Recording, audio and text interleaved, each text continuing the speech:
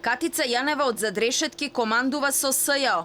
Вчера преку судот пратила Абер до нејзините помошници обвинители сите предмети кои ги застапуваат пред судот, за кои водат истраги или предистраги, да ги предадат во државното обвинителство.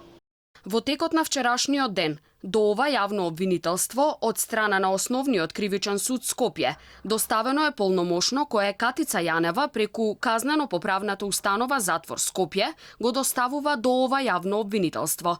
Со полномошното, Јанева ги овластува обвинителите во ова јавно обвинителство да ги предадат на јавното обвинителство на Република Северна Македонија предметите кои се водат во ова јавно обвинителство и тоа кривичните предмети во судење, во истрага и во предистрага.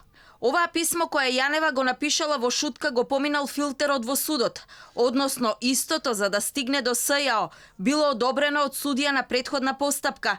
Тој очигледно не видел ништо спорно, дали може со писмото да се влијае на истрага, ако се земе предвид дека во СЈО е и предметот империја за што Јанева е осомничена дека е злоупотребила службената положба и овластувањето.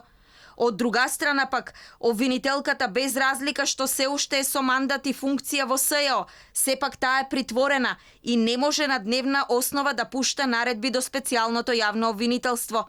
Ова е правен преседан. Јавноста и правната фела не памети притвореник од затвор да пишува наредби и да дели овластувања.